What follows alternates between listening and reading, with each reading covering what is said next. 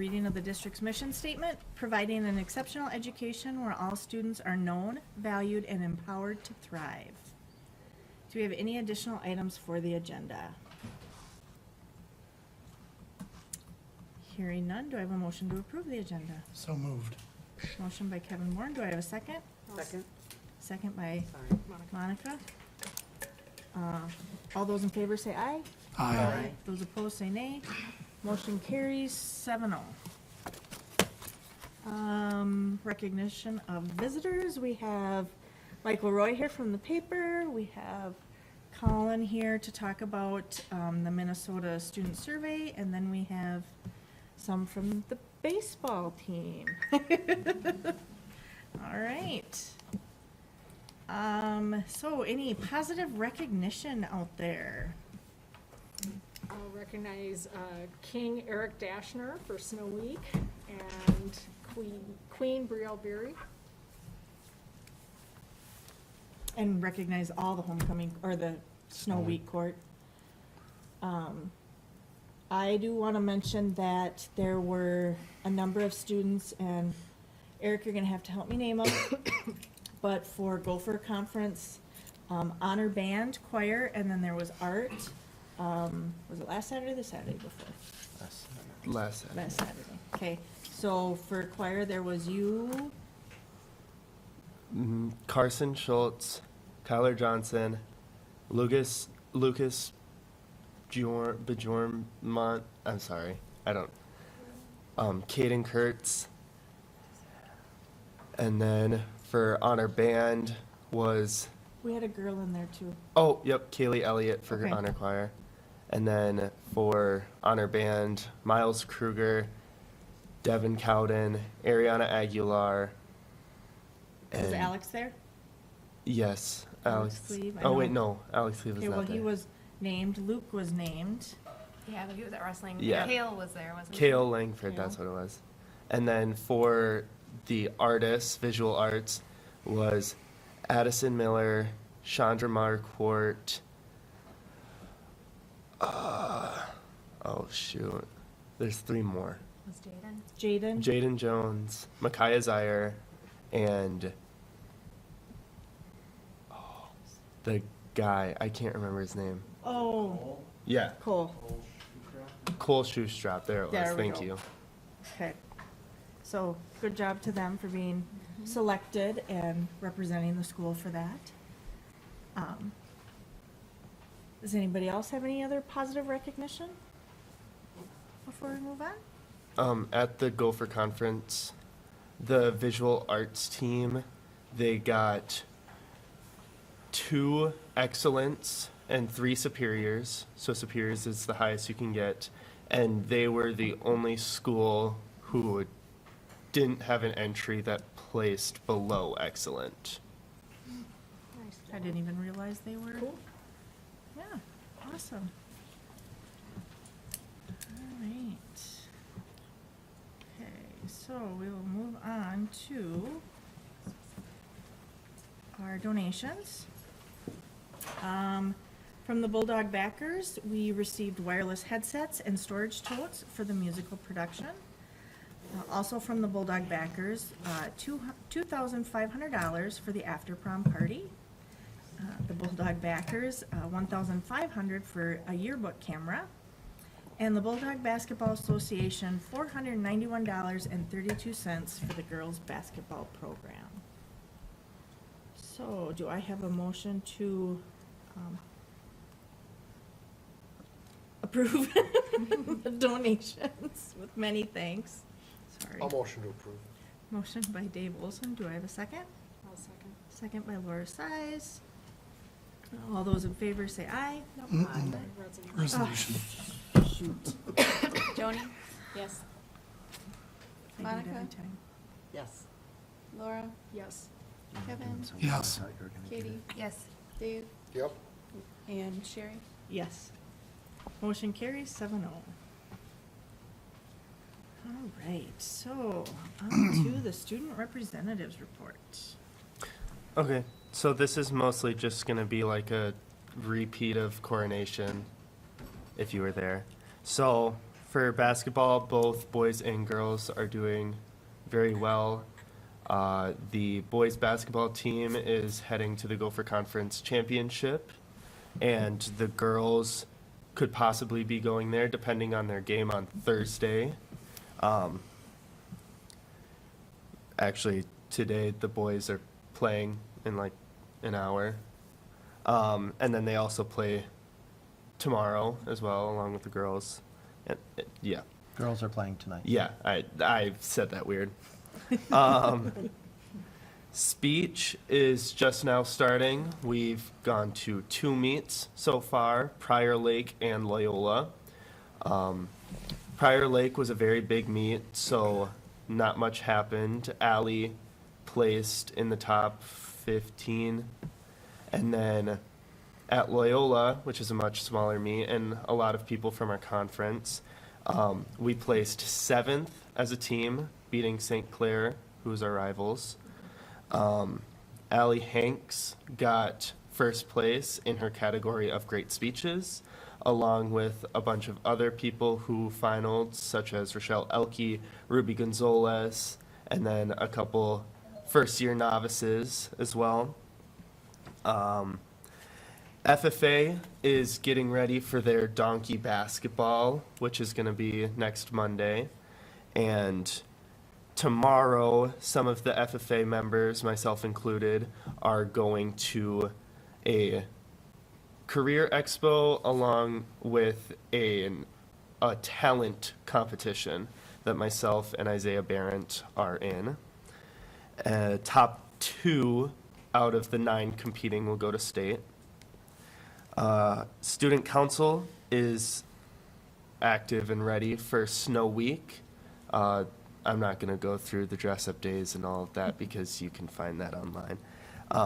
But Pep Fest on Friday, stuff like that. Wrestling, so sections are on Thursday. Their record is currently 15-7, and they are currently 2nd seed in the conference. No, section, sorry. I guess I should mention for basketball, girls are 4th in the section. They said at... Girls are first, boys are fourth. Okay, sorry, I had That's that all right. the other way around. Boys are 4th, girls are first. Anything else? Next week is FFA week, Right. so they'll be doing some different things. That kicks off with donkey basketball, which you added. Yeah. So, but they have some other things that are There's- planned with the elementary students. Yeah, different activities for the elementary, along with a whole nother week of dress-up days, so that'll be fun. Yay, those that like dress-up days. Good job. Any questions for Eric? Thank you, Eric. Moving on to the superintendent report. Stuff for our strategic plan under the student growth achievement and support is moving forward with the EMR firefighting classes for the future. Letters training is going well, along with accommodations modifications PLC for the high school teachers. We're on track for our ELL curriculum review, which is great. So we'll be starting to pilot different curriculums for next year. Schedules are in progress. They'll be presented tonight, actually, and here in a little bit. The new attendance policy is being implemented, and that seems to be going well.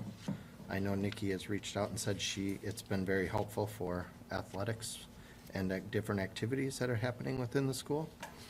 And then Bulldog Leadership Academy is up and running again. They had one meeting last week, and they have another meeting tomorrow morning. Then for staff support, one thing Mr. Rysdam's going to be doing is working with the teachers and supporting them going through their syllabus as part of their checkout meeting in May. So everybody's on the same page when the fall comes, partly because of missing work. They want that, all of the information in the syllabus for students in the fall about missing work and if points will be deducted or how it will work if you do not turn in your work. We're looking at doing some adjustments to PD for next year. We're always looking at new PD. The elementary will continue with volume 2 letters, but we'll be looking at what we're going to be doing with the high school staff.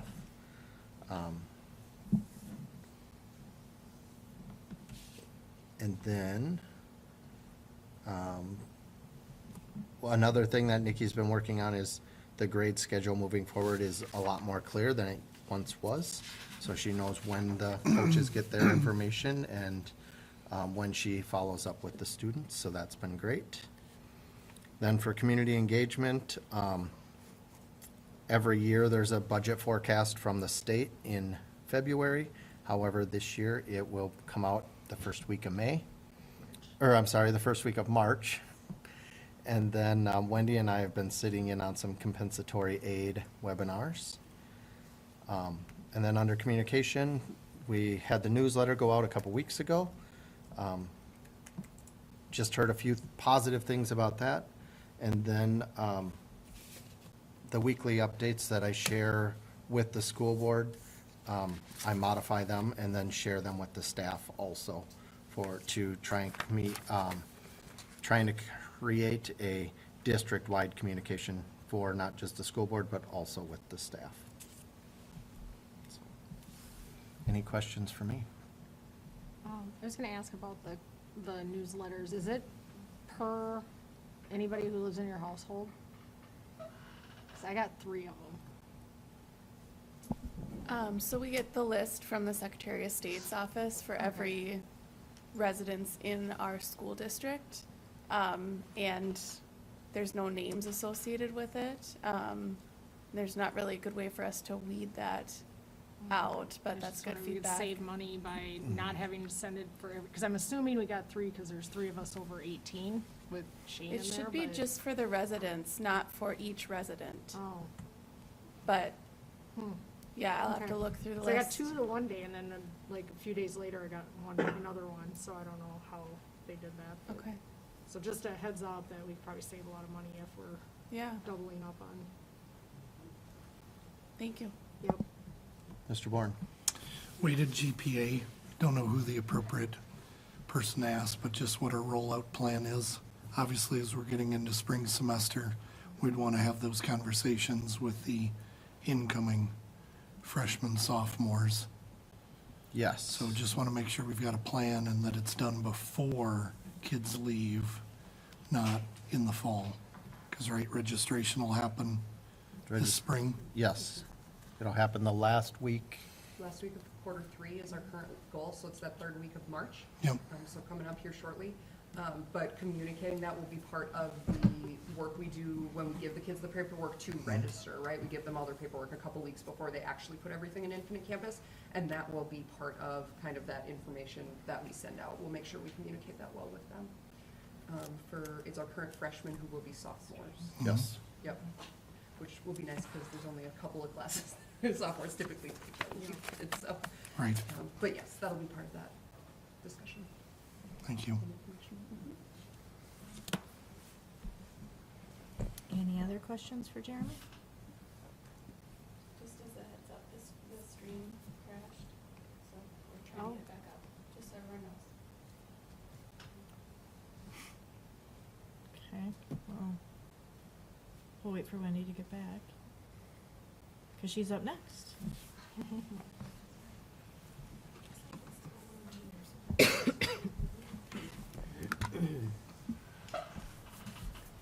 One of my goals is to kind of present more financial stuff to the board than what has been presented in recent years. So I put together this treasurer's report kind of template.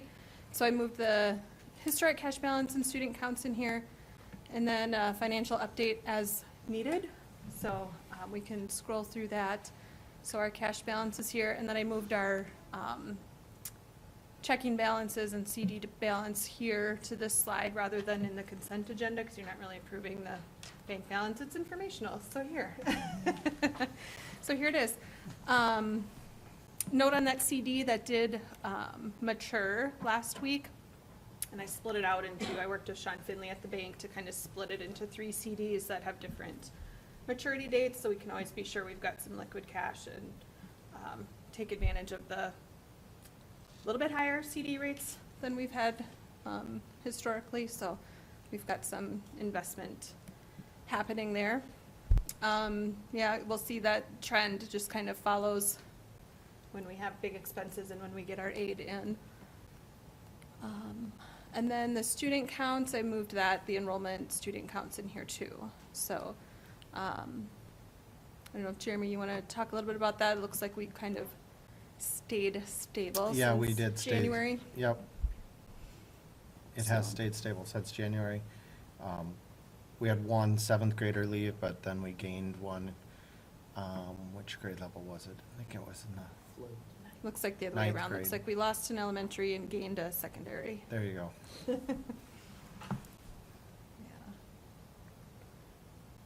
And then the financial update, Jeremy kind of touched on this compensatory revenue. This has been a hot topic in the business managers. Compensatory revenue is money that we get based on the number of students we have receiving or eligible for free and reduced lunch.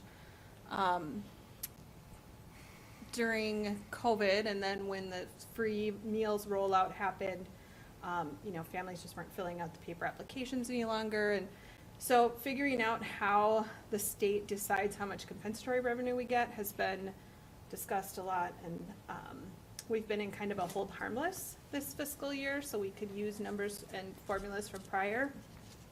But next fiscal year, they want to, well, the legislation is that we would count only students who are eligible through direct certification. And I think we kind of talked about that last month, where there's the paper applications and then there's like the match-up with Department of Human Services.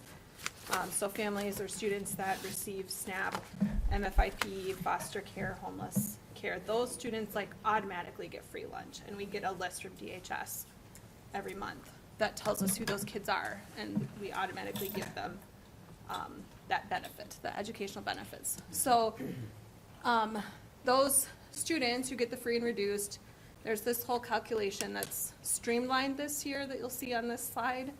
But then on the next slide, you'll see a lot of schools are losing out. Some schools are gaining under this new formula for next year. You can see on ours way on the right, we're going to get about half the compensatory revenue we expect. I'm not going to go through the whole thing as far as where we've been. If you're interested in that, we can talk about it some other time. But so this is where the legislation shows we would lose about half of our compensatory revenue. On the next slide, the governor has, in his proposed budget, has said, let's do another year of hold harmless so we can figure this out, because like I said, the districts have such a variation on whether this formula is good or bad for them. So he said, let's just do one more year to stabilize this money, and we'll see then, put together a committee to kind of figure out what's the best way to calculate compensatory revenue. So we would actually get just a teeny bit more, mostly because the allowance per student is a little higher. And then just on the bottom, just kind of as a point of reference, just to kind of think about, this isn't even anything anybody's discussing, but just out of curiosity, the left bar is where the current legislation is how much compensatory revenue we would get next year. The middle one is the governor's recommendation. And then the last one is if we could include all those paper applications, which again, like I said, I have not heard that's a proposal at all, but just kind of interesting to see what that difference between all the students and just our direct cert students would be. So we would see a little dip if, or a little increase if we could use paper applications, but so that's just kind of a quick overview. We can kind of, if anybody has questions on details, we can stop by or anything. Any like questions right now on that? No, I really like this Yeah, presentation. thank you. Yeah, Okay, it- good. It laid out this way. Yep. I would agree. Anybody have any questions for Wendy? Okay, thank you, Wendy. Now we will call Colin Ayers up to talk about the Minnesota Student Survey. Is it just easier if I stand right here in front of everybody? Do you Okay. have Can you grab, no, I'm gonna navigate it for him because I can't get it to work correctly. Yeah, can you just turn a mic on so it's live streamed, so then They people. can hear you? They can hear you also. Okay, so I just push this button? Yep. Speak into it, okay? You don't need to push it to talk, it should just be green all the time. Okay, perfect. Wonderful. So, hello everyone, my name is Colin Ayers, I'm the Public Health Educator and Planner for Waseca County. And today I'm going to talk about the Minnesota Student Survey. So just to give you a general overview of this brief presentation, I just want to cover some general information about the Minnesota Student Survey, some facts about it, some examples about how the Minnesota Student Survey is used at the local level and the state level, and then most importantly, some value that public health can help provide to JWP School District. Next slide, please. So some general information about the Minnesota Student Survey. It's administered every 3 years. So the last one was in 2022. Next slide, the next time will be 2025, which is this year. It's administered from January to June, so it's a big time frame, but when you can do it, if you get it done before, I believe the end of March, they will send you some unclean data, which just gives you just a general overview of like where your students are on these questions. It's administered to 5th, 8th, 9th, and 11th graders, and there's age-appropriate questions. Senior high students in 9th and 11th will receive some additional questions. It's not no more than about 10 to 12, but overall it's about 100 and I believe 50 questions, and it briefly takes about 30 to 50 minutes for students to complete. It is anonymous. Students have the right to decline the survey. If they start the survey and they want to skip a few questions, that's perfectly fine. You don't get penalized for that. If they decide to start it and then they quit halfway through, they don't get penalized at all. So they want to remain confidential on this Minnesota Student Survey. As I mentioned, about 30 to 50 minutes to complete, and they need about 20 students in each grade level to complete, just due to confidentiality reasons, and then as well as if you look at between way females and males answer it, they want to separate that data down and they want to maintain confidentiality again. Next slide, please. So some strengths of the Minnesota Student Survey. The big one is student growth.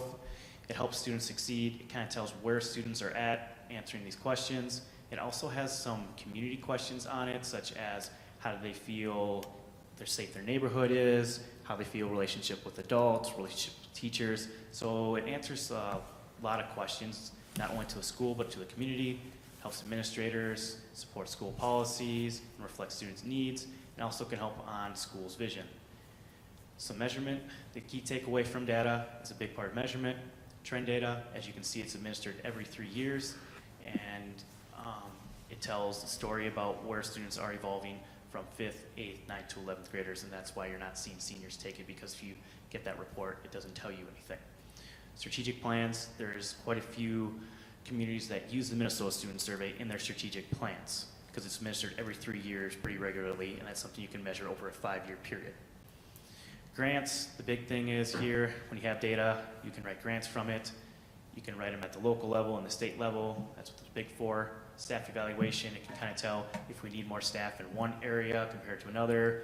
We need to drop some. It all depends on how the students fill it out. The big one is gap analysis. Once you have data, you can actually tell where you're at. And by completing the survey, it tells where the youth are at. I believe the Minnesota Student Survey is the only survey that's really administered to the youth. Here in public health, we measure overall population health.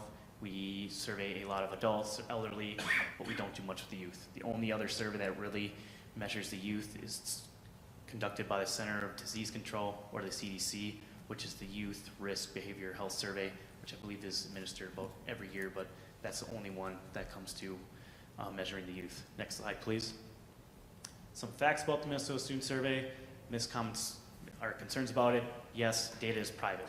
Most people think that when you complete the survey, it's not confidential. Just want to touch base on that again. Topics alone do not drive behavior change. Most people think if they answer questions on substance use, it's going to encourage them to take substance abuse. That is not true. An example I can give here is that if you talk about suicide, does it cause more suicides happen? Absolutely not.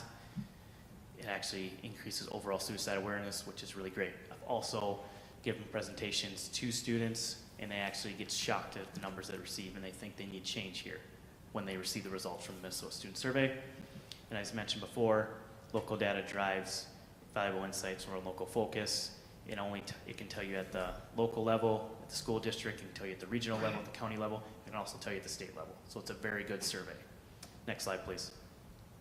Some examples of how the Minnesota Student Survey has been implemented and used.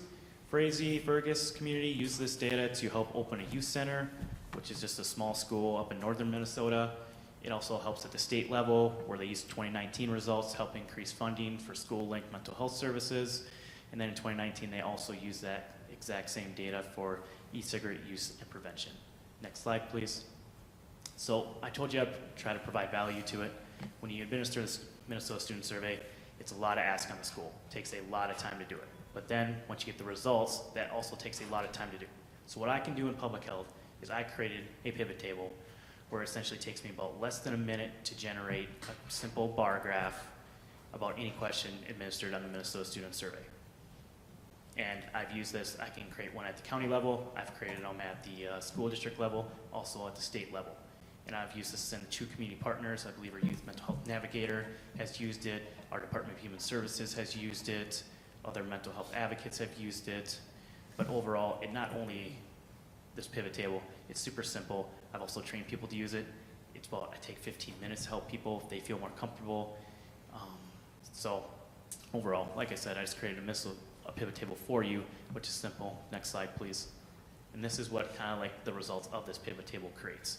So as you kind of can see here is that you have trend data from Richland from 2016 to 2022. This is just a sample question here that I took from the 2022 survey, where it just talks about students who feel adults do not care about their community. You can see that Waseca completed it the past 3 assessment periods. You can see how the Waseca County compares, and then at the state level, so it's very nice, like I said, to compare for gap analysis and trend data. Next slide. This is just another survey or another question, but I figured I'd show you here again. Like I say, you can break it down the district level, county level, state level. Next slide, please. And this one is just showing you how you can break it down to males and females, where you can see here this relates to alcohol use, and as you look at the state level, females were more likely to engage in alcohol use than males. And if you can see down here, they're supporting 0. That was just due to confidentiality reasons, that they didn't have over 20 students complete it, as I believe, the females did not complete for Richland in 2019. The Waseca did not, schools did not complete it, and that's why the county data looked 0. They couldn't report it. So the other big thing, you take the survey, you have to have somebody analyze it. Okay, now how do we drive change? You can drive change internally. Well, how do you find the grants here? So what here, if you click on a link, but I also believe I shared it with you, is that our community coordinator, she gave a list of grants. Yes, it should be that one. Ooh. I can get access from you later. Yeah. So what I have here is their statewide health improvement coordinator, Ashley Kilday. What she has, it's listed about 30 areas where she can help improve, such as hydration stations, if you need new equipment. She works with safe routes to school, such as crosswalks, community gardens, if you need breastfeeding rooms in the school, and that is her job. She helps you with that data, and she helps you apply with that data, gives you feedback on it to help get that back so it's the best possible, and help implement that in the school. And she also helps with some state and local funding too. So I just want to provide that resource because yes, it's a big ask. You take the survey, I can help you analyze the data. I can also supply grants that you can help apply for.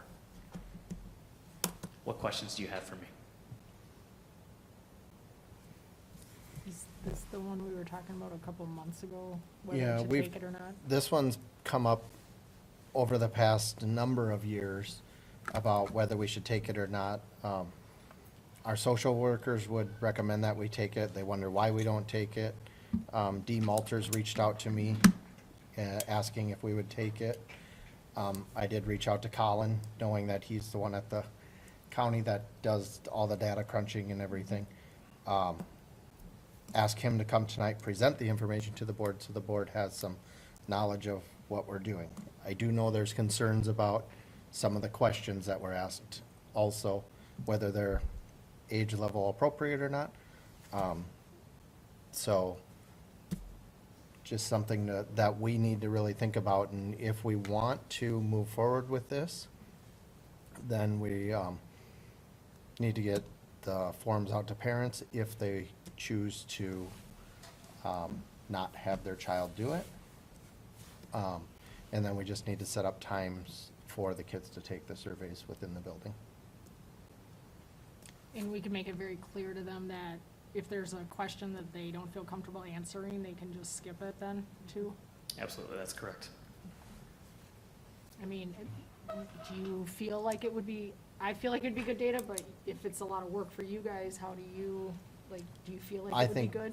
the data we can get from it is extremely valuable, especially when it comes to writing grants and doing different things. I know Ashley, I've worked with her on a number of different things, including the Safe Routes to School, and then also, it's either last year or 2 years ago, we bought the Chromebooks for the older generation here and had those classes. She helped write the grants for that. So there's a lot of value with having this information, so. If you're looking for my recommendation is that we would do the survey, or have the students participate in the survey, allow the parents to choose whether they want the students to participate in the survey, and then move forward with it. So, and that's an action item later in the agenda. Would the parents be able to see the questions before they say if their child would be able to take it or not? Colin, do you know if there's sample questions? So, yeah, that's a great question. I serve on the Minnesota Student Survey, like, data practice group. For the 2025 questions, I do not see the survey, but what they told me is the 2022 questions are basically similar to 2025 questions with, I think, a little bit added to change to the verbiage, like the substance use, and I believe maybe mental health questions. Because usually the survey, they try to repeat the same amount of questions. That way it's easier to track for trend analysis.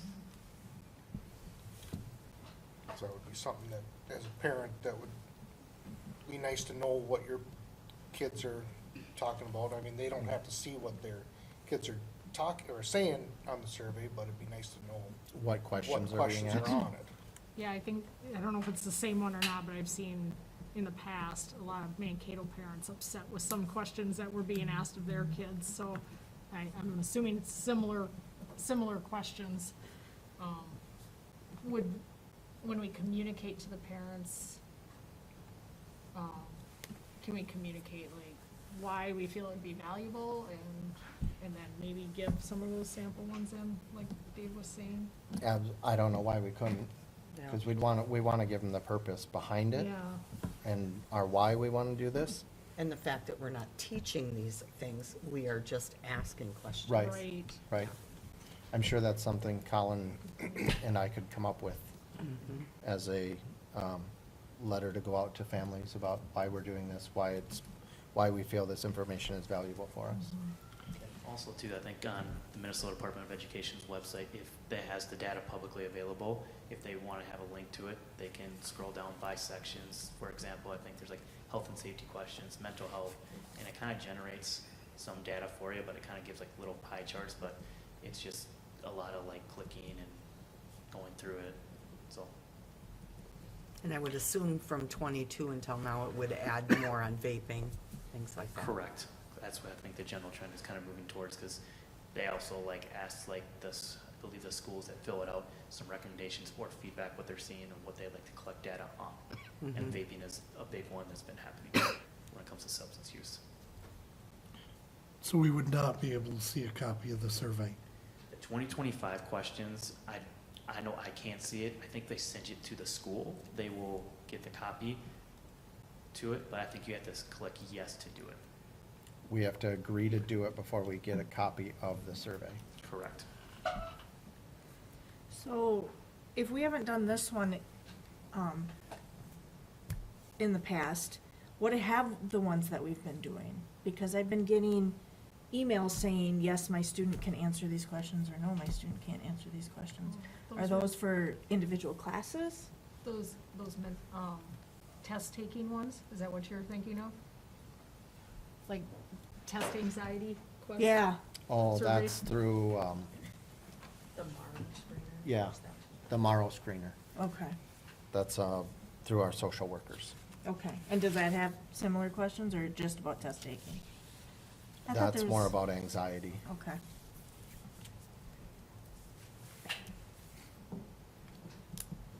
So I guess some of the parents are used to getting an email like that too, so it won't be, Do we Right. know That when much the of a surprise. Last time we took this was? Oh, Oh, so we don't have any baseline data at all? then? no, we have no baseline Have to data. start over? That would have Okay. been probably 10 to 12 years ago at the earliest. Yeah, it wouldn't be worth it, but,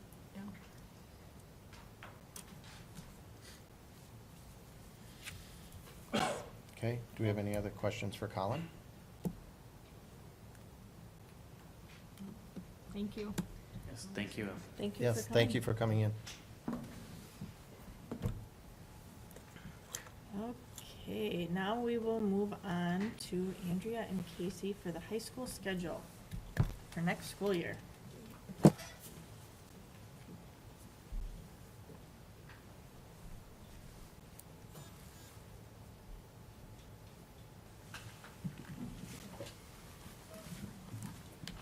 Hi, guys. Oh, awesome. Thank you, sir. Okay, I'm still gonna stand over here. Okay, secondary schedule, we're just gonna give you guys a little bit of an update, kind of talk through what we're seeing, and kind of where we're at in this whole process.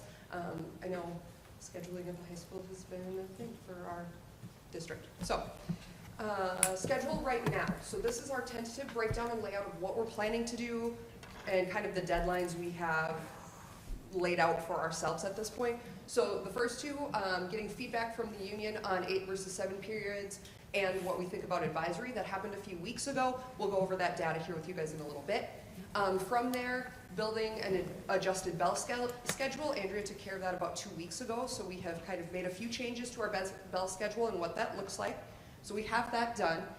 Right now, we are working on our first draft of the master schedule. So this is the rainbow colored Post-it notes of glory, ultimately is how we are currently doing this. The goal for Andrea and I is to have this as completed as we can by Friday, so we can get it out to the staff. Because as much as the two of us try and see all of the things, there are things that we miss. And so we are hoping to get that out to the staff. It'll just be a spreadsheet version of it. This is the same kind of spreadsheet that the teachers normally get as part of their master schedule at the secondary level. So we're gonna hopefully wrap that up this week and get that out to them on Friday. This will give them a couple of weeks to look it over, chat with each other, give us feedback, tell us all the things we missed, do those sort of things. Second draft then at the end of February is our goal. So that'll give, again, the staff about 2 weeks. Then students will receive that registration paperwork, and this is what I was kind of talking about a little bit earlier. This has all of it lists out per grade, like here I'm a 7th grader, I get the 7th grade sheet. These are all your required classes, these are the ones that you can choose from for your electives. Write down here, write out what you want your schedule to be. So they'll be getting that paperwork around the 10th, and then we will have the kids actually register in Infinite Campus that last week of Q3, which puts us in a decent spot as far as then actually building student schedules. Once the kiddos register in Infinite Campus, then we actually start the part that I think takes the longest, which is getting all the pieces for all the puzzles for all the kids to fit in. But if we can get that up and rolling by the end of the quarter, I think we'll be sitting in a pretty good spot to hopefully have everything out for everybody before we leave for summer. Will it all be super finalized? No, because things change all the time. But we should have a pretty good idea of like who's doing what and when and how, hopefully by the end of the year. Okay, so there have been a couple of things we've needed to decide for this next year. The first is advisory and whether or not we want to keep it. We've been getting a lot of feedback from students and staff around advisory. Advisory's been kind of a wee wonky thing with the district, right? Like, it was at the beginning of the year, and then one year it was like, go to your favorite fun club on Tuesday and Thursday, and then it was do silent reading days on Tuesday and Thursdays and grade checks on Wednesdays, and now it's in the middle of the year. Advisory has been a really weird float thing that has happened in the district. So the union reached out and asked our staff, how important is advisory? And the staff got to rank it. 1, not important at all, and 5, it's like super critical to the kids. I will point out, wrong button, hold on.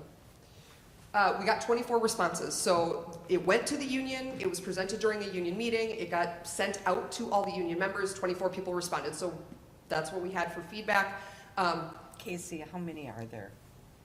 Second year level's at 36, question mark, -ish? Not quite 36. Okay, Between 30 and 35. okay, between 30 and 35. Okay, And quite frankly, if I was an elementary teacher, I wouldn't respond to this. So, Just right, because checking, okay. secondary is the only one that this is involved with.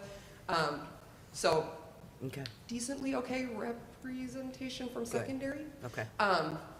So if you look at our numbers, we're trending a little bit towards not necessarily caring. There was a question or a spot for them to leave comments on like why they put what they put, that sort of thing. I just pulled 2 positives and 2 negatives from the spreadsheet. Well, I didn't even get the spreadsheet. Lisa Crockett, who is our union leader, printed off the comments for me, and I just pulled two of each just to kind of get a representation.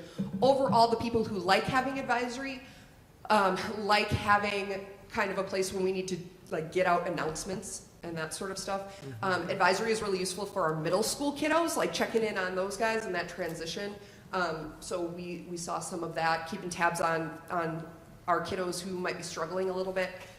Those were kind of the for advisory feedback, and the against advisory was a lot of we don't do anything and there's no direction, it's not valuable. This year, because it's in the middle of the year, they do not like that at all. It seems like it's a ineffective use of people's time having it in the middle of the year. Middle of the day. Okay, I was wondering. Yes, middle of the day. That makes sense. Thank you. Ultimately, it ended up being in the middle of the day this year to make sure that lunches like fell where they needed to between elementary and high school, and making sure that it all like got done before 2 o'clock. So, yeah. So then the decision was made ultimately to remove advisory for next year. So next year the plan is to not have an advisory. Some of the positive things that like people liked advisory for, we have kind of a plan for, so I will circle back to that here in a little bit. But ultimately, RISD made the decision we would be removing advisory. The other thing we asked them about is switching to an 8-period day. So currently we are in a 7-period day. What were staff's thoughts on switching to an 8-period day? This one, when you look at the numbers, it looks completely split, which is really interesting.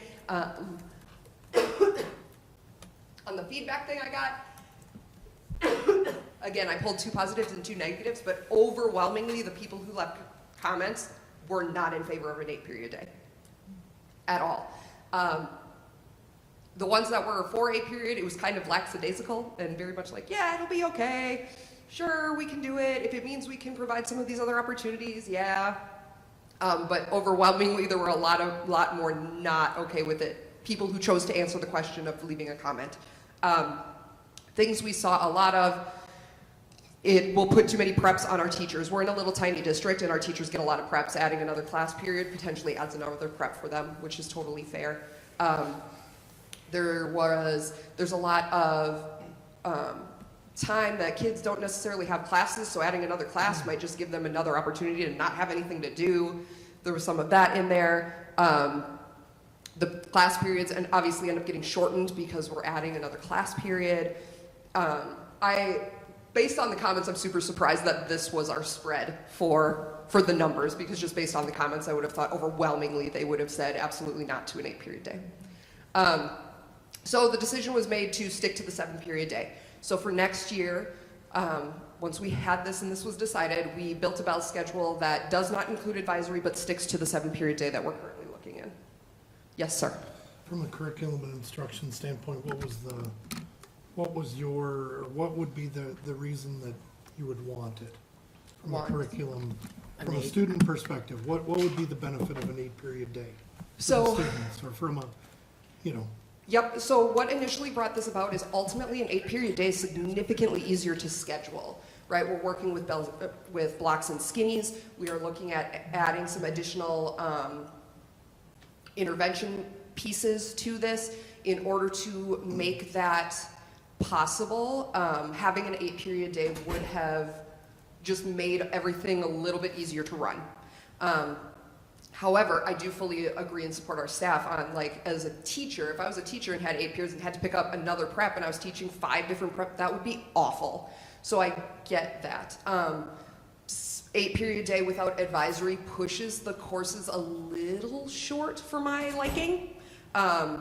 Doable, but a little short. But again, scheduling would have been significantly easier. It's fine, we fixed it. We fixed it with the 7. But ultimately that was kind of what was driving the 8-period day, is we needed to find a way to set up a system where our kiddos who need intervention, we had a space for them to not be pulled out of a core class.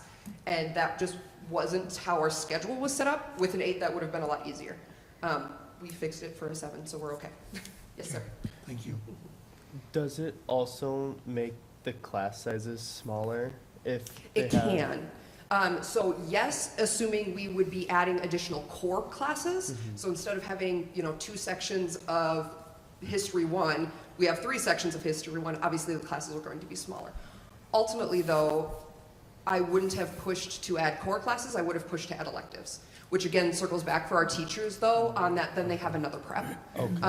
But that would have been my route with that. It wouldn't have been to add cores. It would have Okay. been to add 'Cause additional electives. But yes, that's yeah, true. I was talking to some people and they were saying how they were like being taken off of electives, and if they were to do this, they would take off electives and put in core classes instead of the other way around. Yeah. Like, that's what they would have hoped for. Got it. Yeah, and I don't know if that would necessarily have made sense. Our core classes, usually, right, when we do all the things right and everything plays nicely, our core classes are still decently sized for our district, right? We rarely have a class that's pushing 28, let alone like 30. Like, we just don't have classes that size in our core areas. So our core classes are usually pretty reasonably sized. To like justify adding another section of a core class to drop it down to like 12 doesn't seem responsible to me. So, but it doesn't matter because we went with 7 periods. So once we had this, I handed stuff over to Andrea. All right, so here is what we came up with for a bell schedule. Obviously, taking advisory out, and that also includes a passing period as well. That left us with 17 minutes that we had to figure out what to do with. So sticking with a 7-period day, we were able to add a minute to each class and add a minute to each passing period, which I know has been a conflict or a topic of discussion.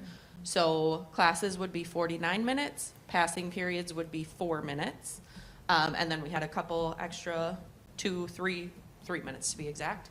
So we just tacked those kind of onto the lunch period time frame so that we didn't have any classes that were 1 minute longer than another. So that's just kind of a mock-up, starting at 8:25, ending at 3:09 within that same time frame. And like I said, that 49 minutes and those 4-minute passing periods. Any questions about that at all?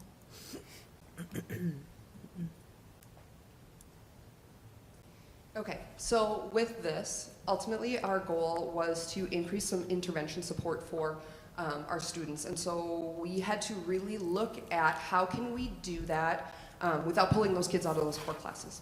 So some of the changes we're looking at making for next year include adding a transitions class at the 7th and 8th grade level. At the 7th grade, we would call this class Skills for Academic Success. And at the 8th grade level, this is Academic Skills and Career Exploration. Ultimately, these 2 classes are for our middle schoolers and how to be a big kid in the big school. Right, we know those middle schoolers desperately need help in that transition, going from like, this is my homeroom and this is my teacher and this is where I'm at, to now I am responsible for everything on my own and I have to get everywhere and I have to organize all my things, is a huge transition, while also being in middle school.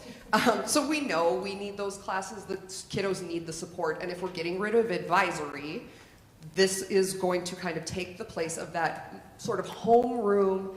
How do you human as a middle school human? How do you like do those things?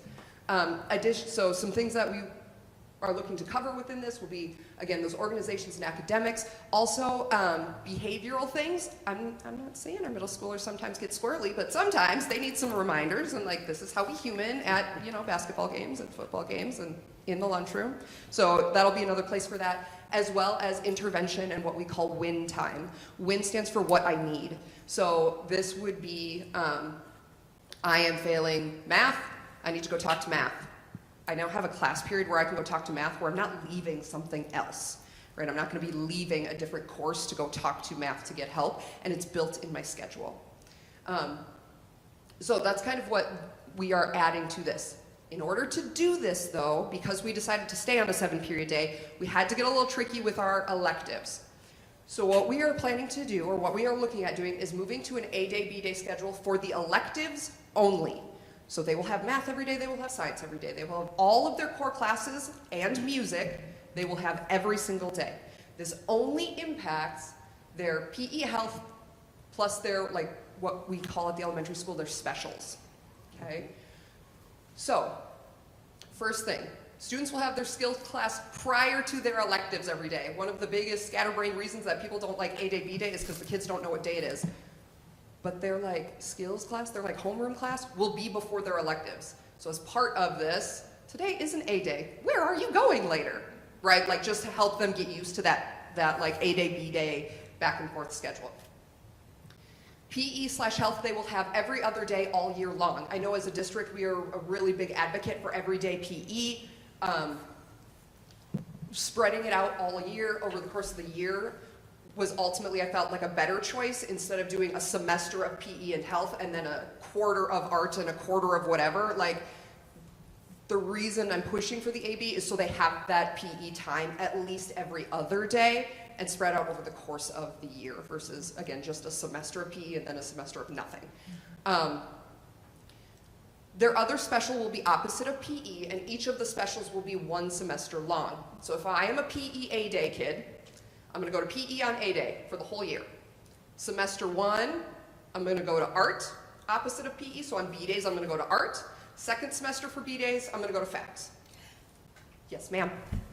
But you're talking PE and health, so every other day that they're in PE or health, they're either in FIED or health, correct? It depends. So right now, because we have 4 gym teachers and 2 gyms, the gym teachers are working their magic as far as how they do stuff. What is currently happening is they will do like a whole unit of gym, and then they will do a unit of health. Or maybe on Monday, Tuesday, Wednesday, they get the gym because somebody else doesn't need it, and then Thursday, Friday, they're in the classroom for health. Like, because we are so limited on our gym space and how things play, which I did a better job for next year on how our high school gyms play, gym availability currently is kind of setting whether it's a gym day for our middle schoolers or a classroom day. So it won't necessarily, like, It'll be that chunk every other day. Correct. It will be one or the other. They may be in the gym, they may be in the classroom, depending on how all of that plays with all the other gym teachers. But that's kind of what they're doing now anyway, Okay. just because of how that lays out.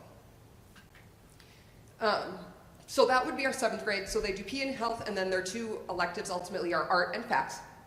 Our 7th grade would be losing out on their ag class right now, which is unfortunate, and I know for like the region is kind of a big thing. There's no way to get it to play nicely in there having 3, otherwise they have to drop down to every other day trimesters, which gets to be not even close to enough time for them to teach stuff. Additionally, our ag space is always in high demand for our high school, so removing the middle school class from our ag space now gives a space to offer additional high school level ag classes. So even though like it's not great that they're losing that, it's also going to open up some additional opportunities for our 9-12s because the middle school won't be eating up a chunk of the day. 8th grade, their 2 electives would be art and industrial tech. The thing that they would be losing ultimately is their standalone writing course. We are one of the only districts that has a standalone writing course. A lot of, like, the standards that are covered in that course are part of the ELA standards. So working that work back into our actual ELA class is going to be part of this, right? Those are actual ELA standards in ELA. So we'll be working it in there. Rysdam has some ideas on how to also work it into the 8th grade skills class as well. So he's got some ideas of how he would want to do some of that also. So ag is really the only thing we're like truly losing with this. Everything else is going to get worked back into the stuff that they're already taking and planning to take. Okay. Questions on this? So the 8th grade skills class is good timing, because when I went to the MSBA conference, I wanted to talk to somebody about that. Austin is doing some really good work around this, so I would suggest talking to them, and I can get you some information That'd on be what they fantastic. presented. So, because I thought it was something we really could use. I was telling Jeremy, I'm like, we need this for our Perfect. kids too. Yeah, So that I would think be really that'll great. Go well with that. I know St. Clair also has a really good program for their 7s.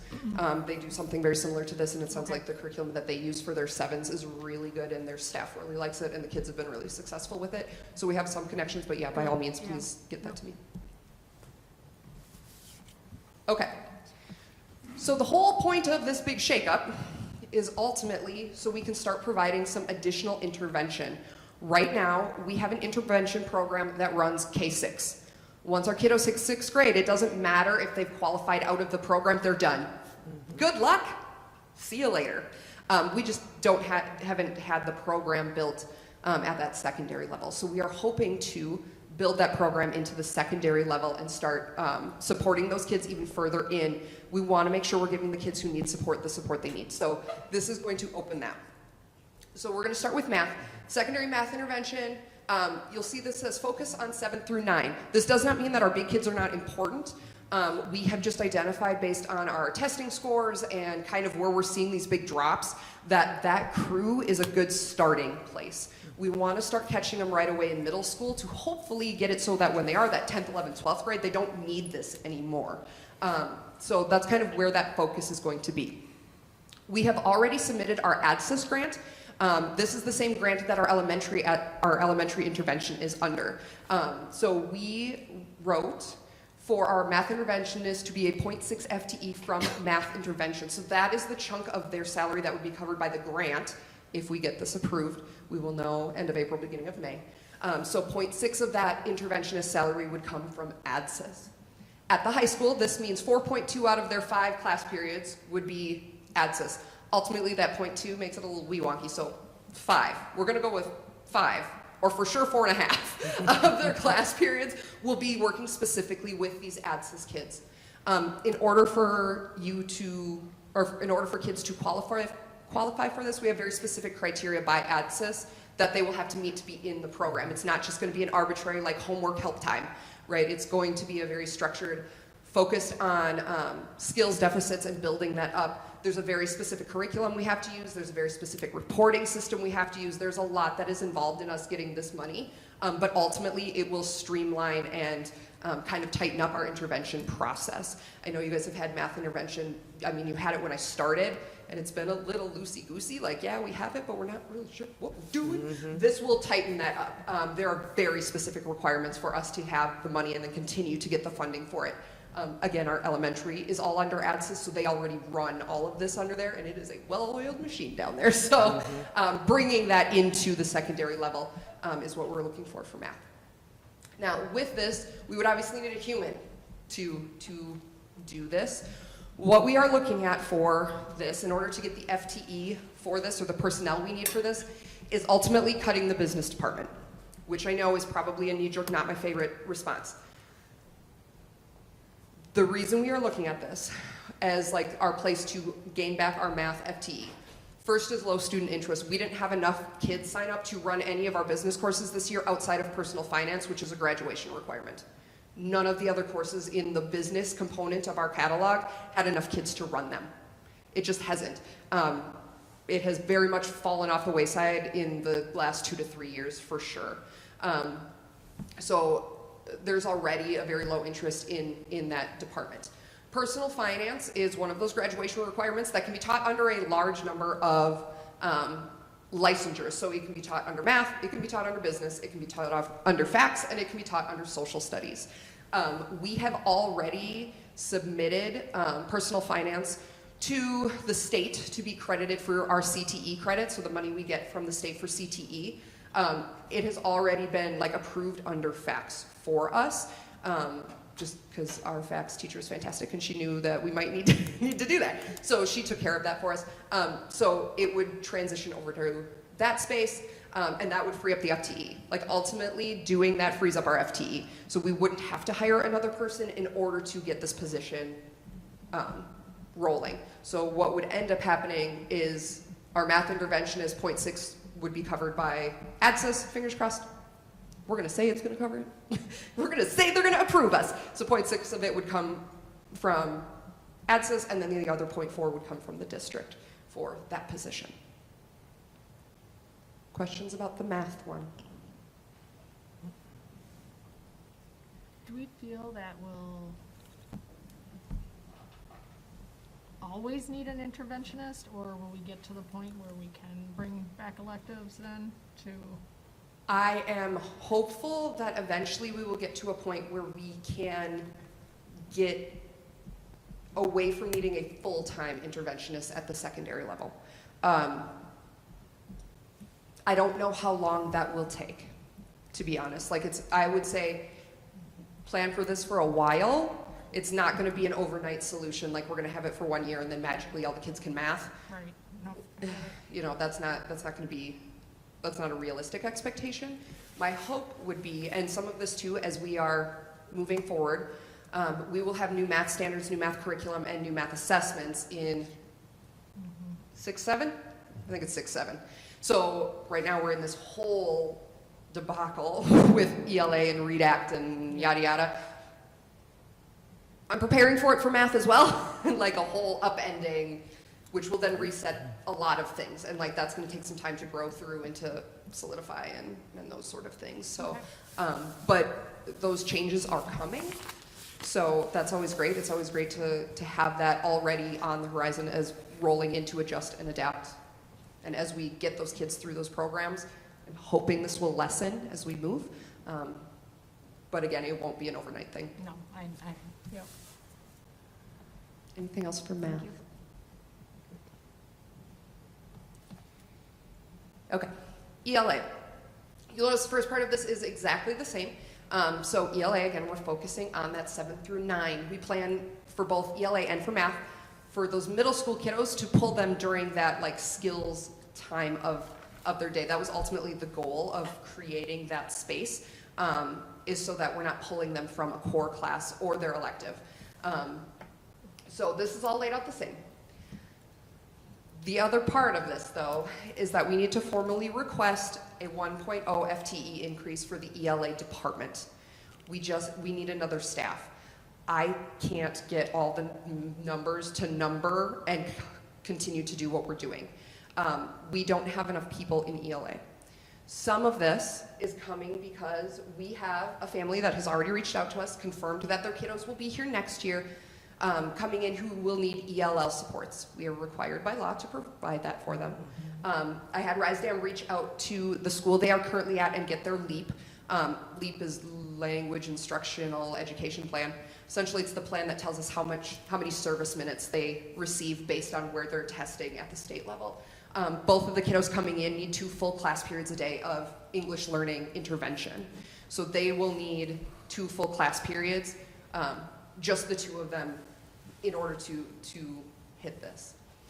Additionally, just making intervention or having intervention available at the secondary level, we will need another staff for.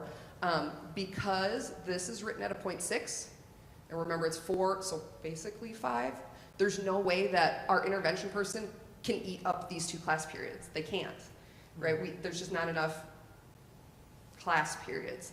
So our interventionist, who we would be paying for with this, has to be a different person than who is doing this. So that would take 2 staff out of our like running of offerings for our the rest of our population. This would also, adding this FTE will also provide additional space to continue our ELA inquiry class. ELA inquiry is our co-taught higher end special ed class. It's our special ed kids who are like right on the bubble, like need just a little bit of extra boost for like another year to then be able to get back into the gen ed classroom. It's been running this year. Sarah and Keach have been doing really well with it. They say the kids are really moving, and we're looking at like, okay, can we get these kiddos back into a mainstream class? So we would really love to keep this going, as well as the addition of some possible ELA electives. This will be really, really, really difficult to do without adding an additional FTE. We would have to cut several things in order to fit just these top two into our current teaching schedule. We would have to cut several course offerings in order to do that. We just would. We just don't have the manpower right now. Questions, comments, concerns?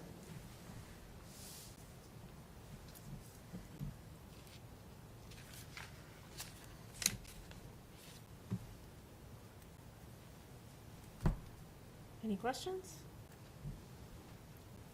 Well, Casey, I go back to when I first met you and we had talked about what we really needed in the high school and junior high were relationships between the teachers and the kids. I see where we're just really doing well with the academic piece, but taking away that extra time in the morning, I know it wasn't used like we were hoping it would be used. But is there somewhere in here where teachers have time to specifically do that? Or is there some training we can do with the teachers? Because let's face it, you can take a horse to water, but you can't make them drink.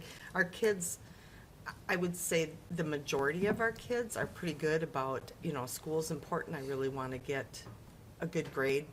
But there is a large handful that if they don't have that personal connection to just even one person in the school, they're not going to care about their math and stuff like that. Taking those minutes away with advisory, do you see any way we can build it in a curriculum somewhere? Or maybe there's a time one day per month where it's a relationship building thing? Yep, so Something. one of the things that Resident and I have kicked around is, so we don't have advisory every day, maybe we do it once a week. Oh, Maybe that's good. Tuesday morning is advisory and we run kind of a funky schedule like we did today for coronation, right? And we just do it once a week or once a month, or build it in that sort of capacity versus having it every single day at a very Yes. set time, doing something along those lines. That would also offer us the flexibility to have it in the morning. Like ultimately it's in the middle of the day because of lunch. Like it wasn't, Right. I'm well aware that's not where it should be, but in order to get all the pieces in place with everybody, district-wide, that's just where it had to be. So while we are not including it in the Bell schedule, we're not looking at fully cutting it. Okay. That is part of the discussion. As far as training goes, yes, there are things we are discussing and looking at with that. I will tell you right now, for our secondary staff on those like full training days, we have people from South Central Service Co-op coming in and doing training with our high school staff. And those days are always split in half. Half of the day is essentially data-driven decision-making. What data do we have? How do we use your data? Are your assessments written to get effective data? What do you do when it tells you they don't? So half of it is data. The other half is focused more on, I'm gonna call it like behavior and relationship building. So this last one they had was on executive functioning. What do we do when kids are struggling with executive functioning, which is a decent chunk of our kiddos, right? How do we build relationships with them? What supports do we put in place for them? How do we help them if we see them in our class? And continuing that sort of work is ultimately my goal, as I'm like looking for and developing PD and finding PD opportunities for our staff for next year. Because we'll have a very similar setup next year, right? With letters, our elementary is going to be letters, and our high school is going to have these full days of what do we do? So being aware of that and how do we build those relationships with those tougher kids who are coming from some stuff, and how do we do that? Those things are on my docket of PD opportunities for our staff. So, Excellent. yep.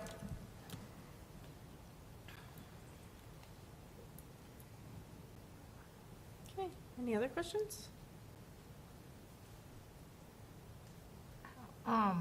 So since we can't, by not doing the 8-period day and having the extra electives, are we concerned that, because we were talking about trying to add more for the kids, like where do we are we cutting back then, or we feel like we're So gonna be able to offer more for them?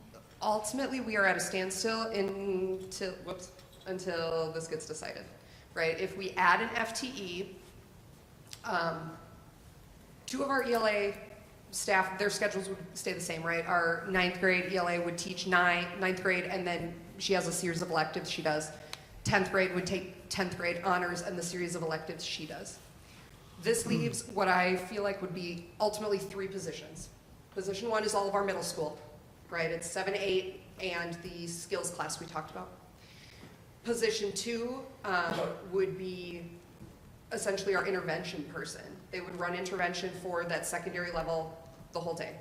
Position 3 would be our EL position. So 2 of their 5 would be that EL time, and then the other 3 gives us opportunities to do additional courses. So that would be things like this ELA inquiry class. Right now, we're looking at having to get rid of service learning.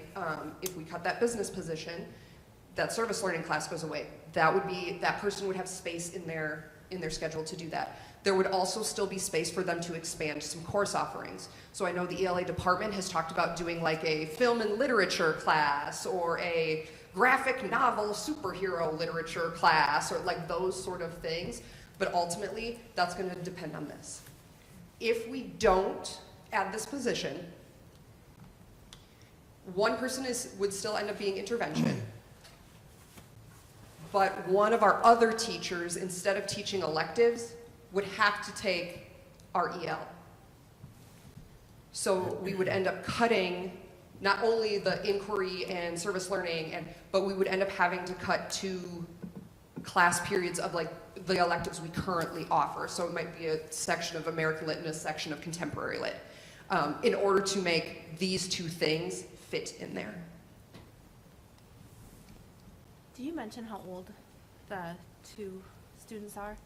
Like, are we talking quite a few 8, years? 9, 8th grade. It's either 7, 8, or 8, 9. So we'll need this. So we will need this for a while. Yes, correct.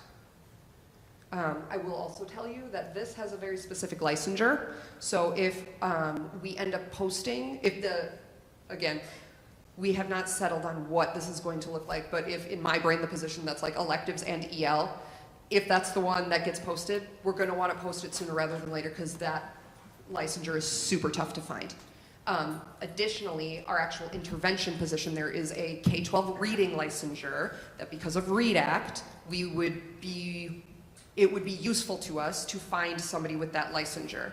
Could we put them on an OFP? Yes, but it would be very beneficial to find somebody who has that licensure already. With READ Act, anybody doing intervention either needs to be licensed or supervised by somebody who is intervention licensed or SPED licensed. I am neither, so we would need somebody with that licensure to oversee our interventionist if they do not come in with this licensure. We do have people on staff with the intervention licensure. We don't have anybody with EL. Are you seeing other districts needing to add? Because I know we added an English teacher last year too. Am Are I they seeing having to expand their English department? READ Act is doing some funny stuff, ultimately. Yes and no. I would say we are looking to add this because we see a huge need with our kids, right? We see that our kids are really struggling in reading and math at that secondary level. I mean, it's one of the first things that you guys told me when I was brought on, right? It's like, we need to fix this. So we are in a spot where we are really seeing, because of our data, that we need this support, which is somewhat true in other districts, but not necessarily all of them, right? Like, we're just in a place that we know we really need this support.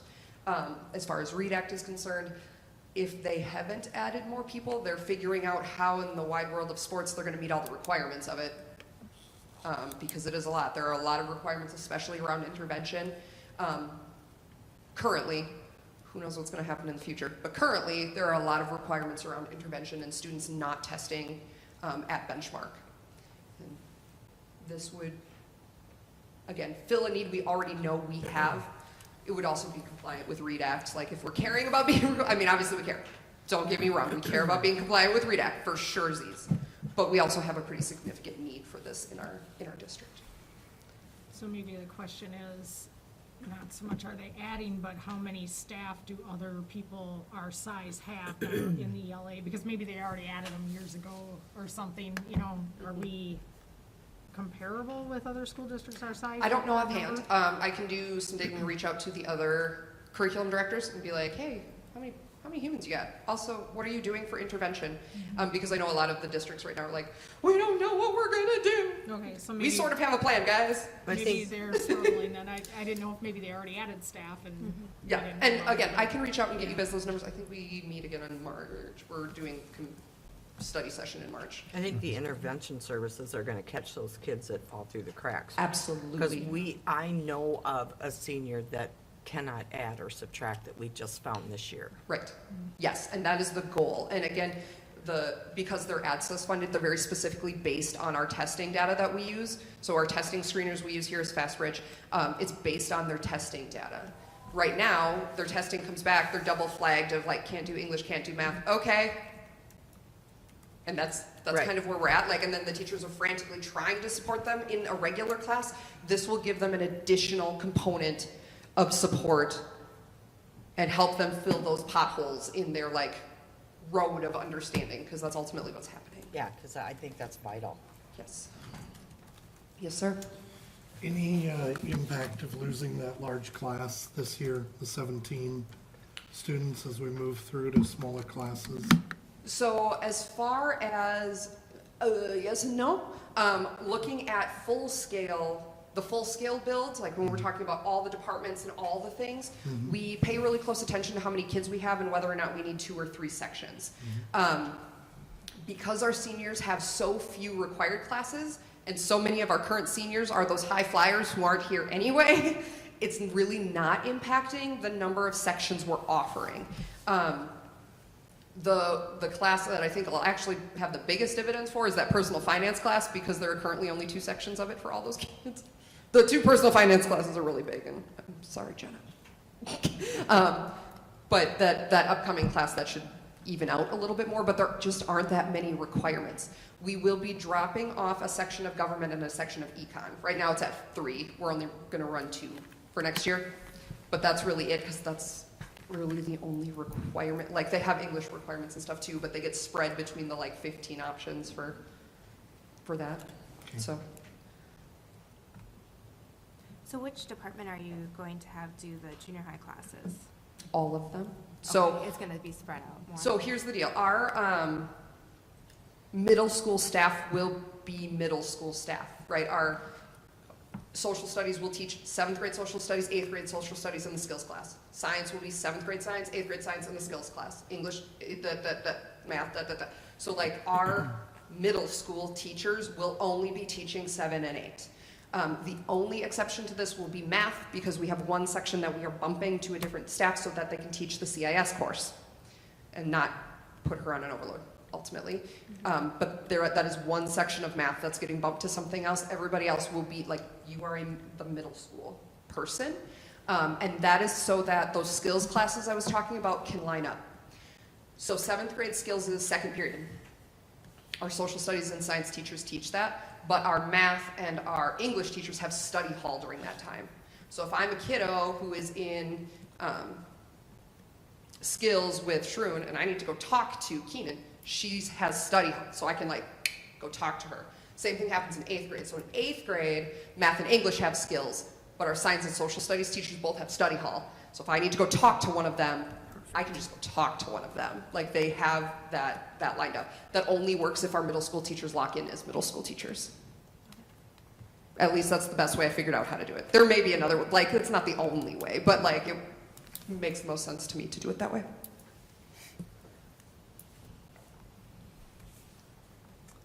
Okay, any other questions?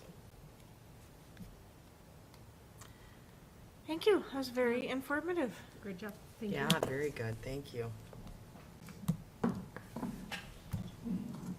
All right.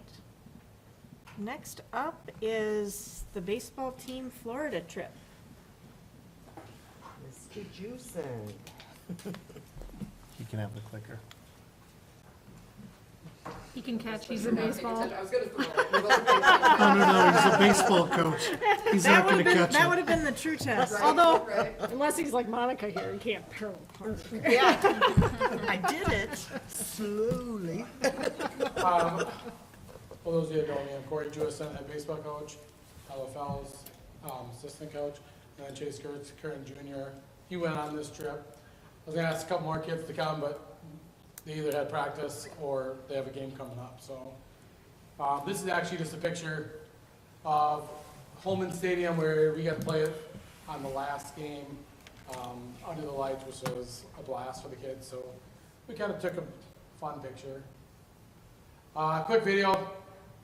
This is just kind of like a video they did. Well, actually, when we were down there, we did a promotional video. We were part of it. We didn't know that. We had a feeling it was going to be that, but at the 28-second mark, you'll see we're indoor at Building 42.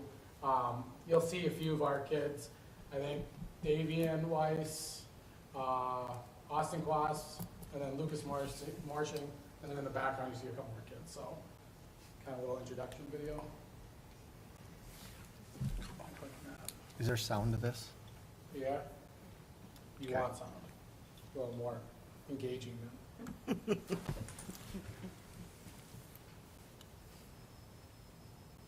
No, there's not. Gotta click on it down there. You have the sound off. Oh. Where is it? I can't I see. don't know. There you go.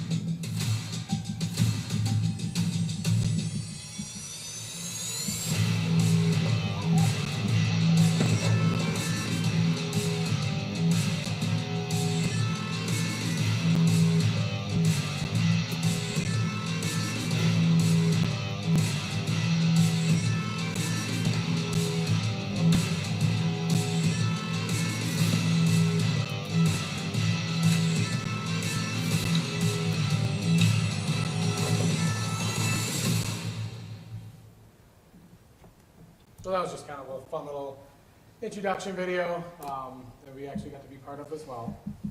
So, the WHO is all current 8th through 11th graders involved in JWP baseball. Last year we took the current juniors, seniors, and then last year's seniors, so 10 through 12 ultimately. But now we are going to add on the freshmen, just because last year we had 22 kids, so it was just kind of difficult with 11 potential injuries. Actually, I think we had 21 players that went, I believe. So it was kind of tough in case they play at the same time. So some of the things that we did is they have to be registered for this upcoming season and next year, just to kind of keep those numbers up. The coaches would be myself, Tyler, and then probably a third coach, hopefully. Only because I know of a player, well, our manager, AJ, who really wants to go. He's hasn't stopped talking about it. I've actually talked to his grandma about it. So it just kind of helped in that situation, but also the management. One of the things we don't have is we don't want the parents there, just because we don't want, a lot of confusion that, well, my mom and dad said this, and then we tell them something differently. But we did that last year, and it worked out really well overall. So, the why, this picture is actually our ropes course that we did last year. The kids liked it, but they kind of did not expect some of the things. It was very, very hard work. It was like a military type course, and it was very difficult for the kids. So right now they're trying to lift up one of our big guys, seniors right now. So they actually don't have this complex anymore. They ended up, that college sold it or something like that. The guy emailed me a few months ago. But the why promotes interest in baseball, develops team bonding, builds a positive winning culture by building relationships with coaches and players, practice and play on an actual field due to weather conditions in Minnesota. At this rate, we probably could play on the field tomorrow here in Minnesota, but we don't want to take that chance. Different variety of opponents and new friendships. When we were down there, we played 3 different teams. One team was a prep school from New York who actually, their preschool program to get into there was $60,000. So it's a very elite prep school that we faced, both our JV and varsity, great experience. We played a prep school from Madison, Wisconsin. Well, then unfortunately, we ended up playing Bloomington Jefferson from Minnesota. So, but it was fun to play them just because it was a different challenge. They're from Minnesota. And actually, like when it comes to relationships, there was a few Minnesota teams down there, Canton Falls, Bloomington Jefferson. I think Fridley went down there. So the kids, I know some of the boys got to talk to some of them. And then everlasting memory, life experience for the kids. One of our kids towards the end, testimonials that I have, he did mention that. It's something that he won't ever forget. This is different because of no spring break next year, the when and the where. So I'm hoping March 26th through the 31st. The 25th, Q3 ends. The kids will have school Thursday, Friday. I would be the only one affected when it comes to letters and professional development day. And then the kids would miss that Monday and Tuesday of Q4. And then we just have to, something with Mr. Reinsdam, figure out what we're gonna do for missing homework and the other teachers. So this is kind of, if you look, I don't even know how to do the little, right here. Kind of that's where we went, where he's located and so on. Those that didn't know, we did go back in 2024. This is for 2026, this trip too, by the way. Just some pictures, just a cool sign, I like that picture, so. But this is kind of where we got to play. The dorms are like where we stayed, the villas, and then all these different fields. There's a building 42, which is indoors, had 4 cages behind it, and then half of infield that we got to work with. So like, I took the infielders, we did a bunch of stuff for the infield work, and then Tyler took the outfielders. They got to hit a little extra, and then I think we switched and did some outfield stuff. There's a new building called Building 5. They were constructing it when we were there. My understanding is it's a kind of like they have 4 more batting cages inside, and then they made a point to say very good concession stand, so I'm excited for that reason, to be honest. But then also like like meeting rooms, and then also kind of somewhere where people can sit and just watch the games from there. So, but it was a lot of fun. I mean, this Holman Stadium, that's where when the Dodgers were there, and they would play their spring training games before they moved somewhere else. So kids got to really play like on a major league field, and you definitely can tell it was huge compared to like the fields. So if you catcher missed a ball, it was not fun for the catcher because they had to run a mile.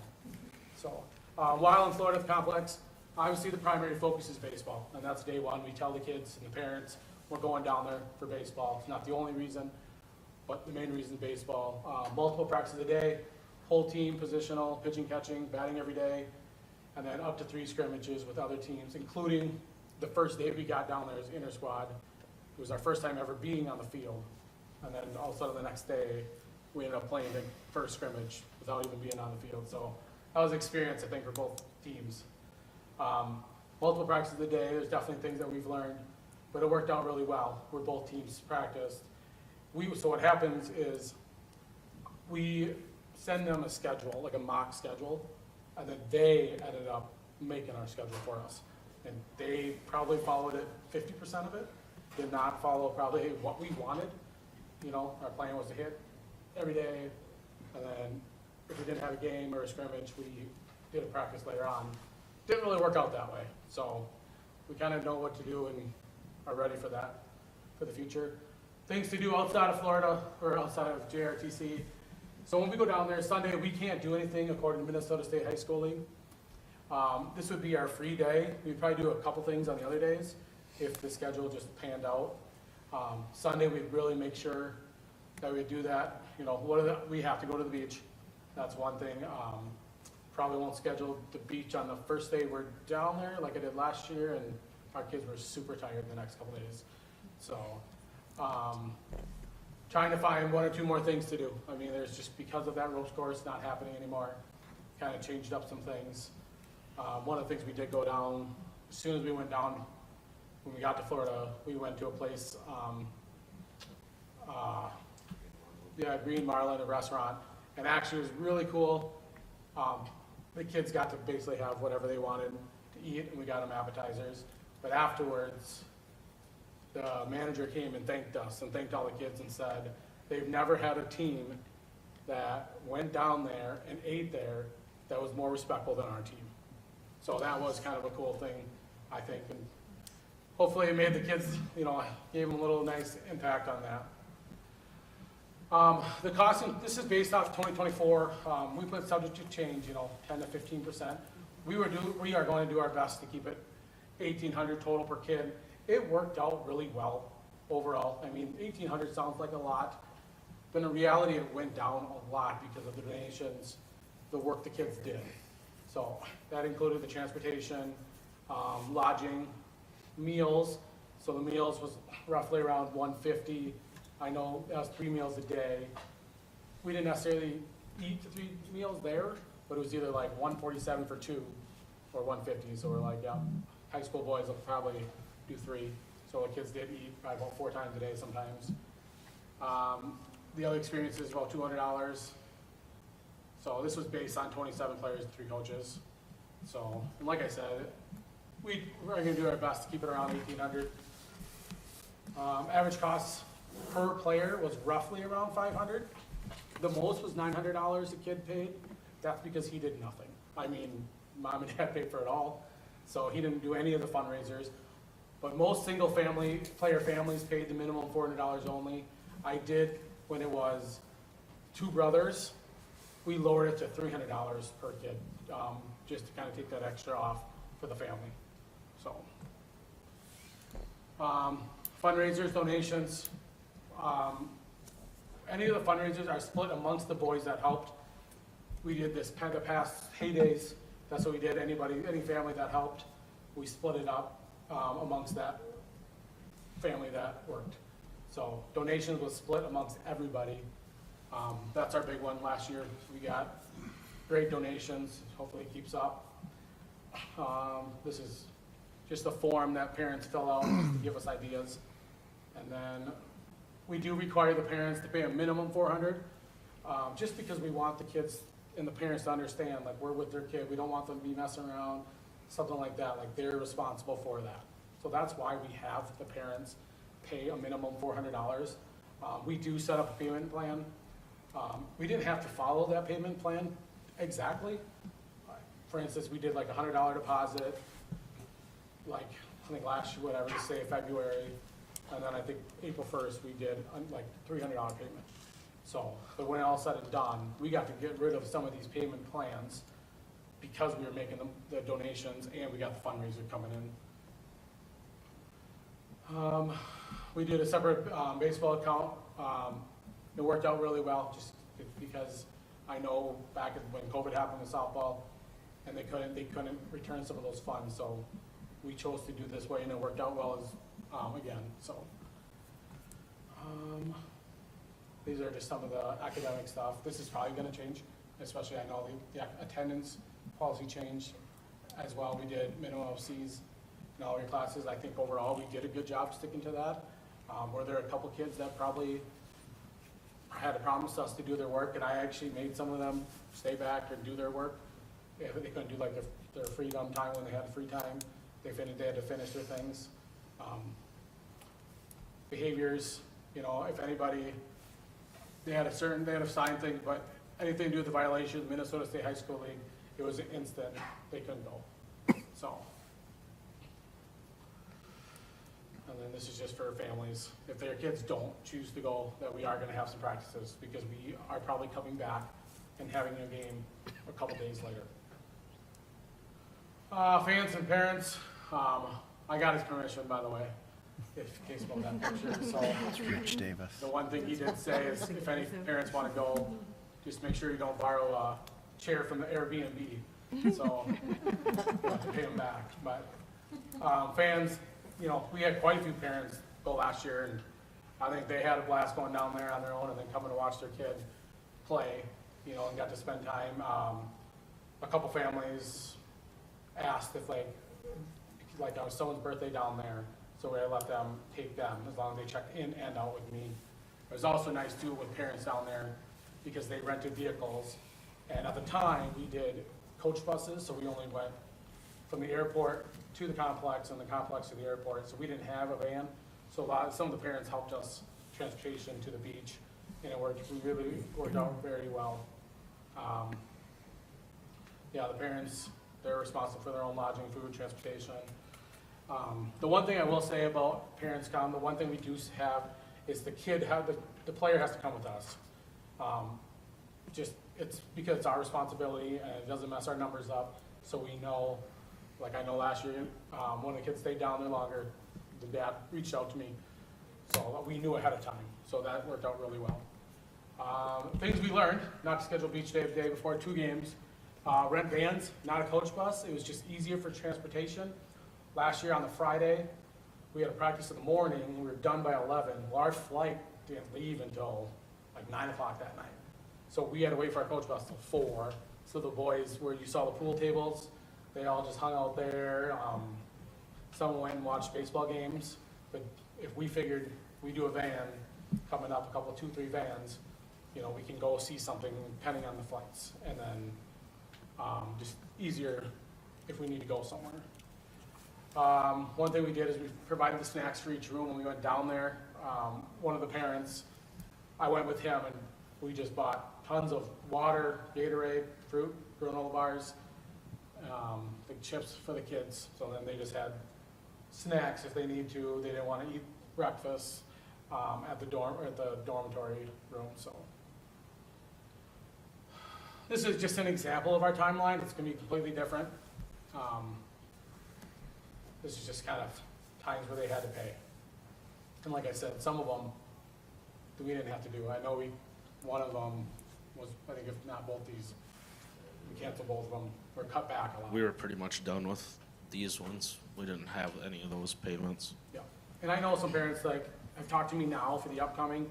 They're very concerned about that 1,800, but I told them as long as their kid does a lot of our fundraising, you know, we did the heydays, we did gun raffle tickets, and a lot of parents, the kids that did that, got a lot taken off.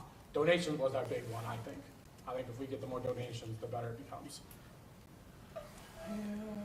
This is some testimonials. One of our current seniors just said, Corey, thanks for convincing me to go to Florida. I'm having so much fun. This kid, he didn't want to go to Florida. His dad talked to me about it all a couple years ago. We convinced him to go. And I was talking to, I think we had a break, so him and a few of the other kids in the room, and he was just like, Corey, thanks for, you know, convincing me to go, because I wouldn't have gone. He's like, I'm having a blast. So another kid, the Florida trip was an incredible experience for our entire team. The extra practices and scrimmages, we were able to have quality outdoor facilities, increased our level of preparation at the beginning of the season. In addition to that, the trip was a great opportunity for team building and getting closer with each other. Another one, what I enjoyed about Florida was being with the team all day long. We learned a lot about each other and from each other.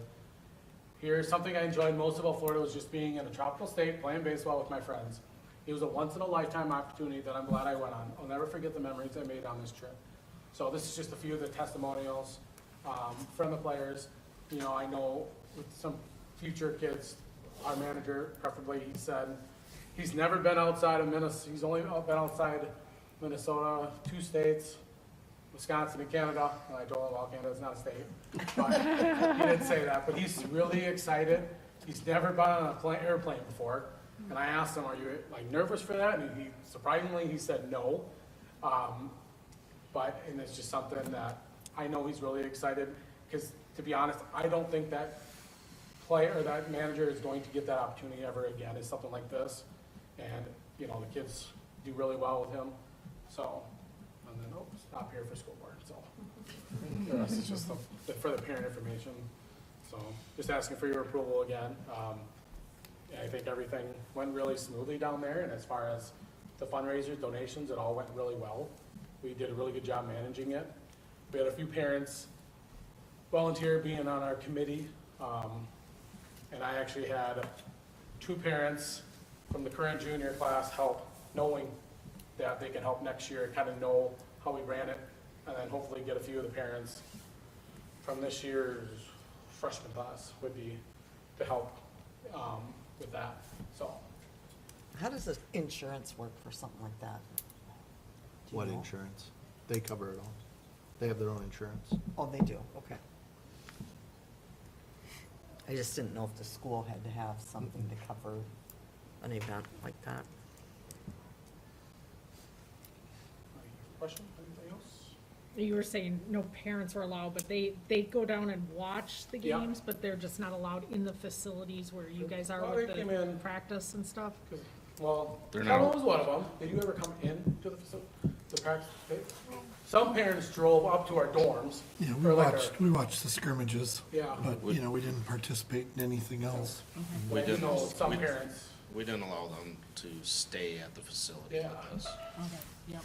we just wanted the kids to kind of be responsible on their own. That But I makes know like sense. some parents came and kind of just toured it, you know, and got to see it. I mean, it's kind of a very cool complex. Like, it's just beautiful down there, so. Okay.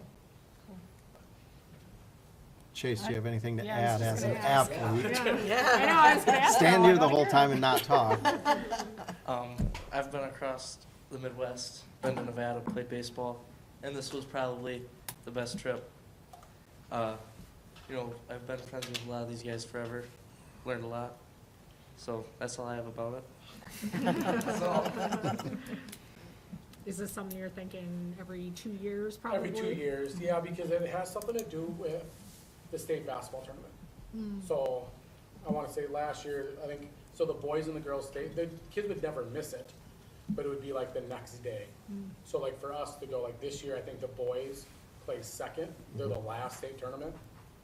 Where next year it's the girls, so the kids, like, if the girls' teams ever made it, the boys could go watch, but still be going the next morning. I mean, I don't think, to tell you the truth, I actually, 26, it's probably past basketball season by then, so. So the students would miss 2 days of school. Correct, that Monday and Tuesday.